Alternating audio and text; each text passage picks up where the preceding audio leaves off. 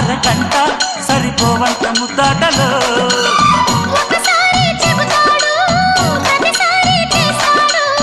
అంటూనే చీపాడు అందంతో రాపాడు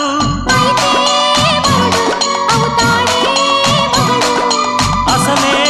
రతివి అవుతావే సతివి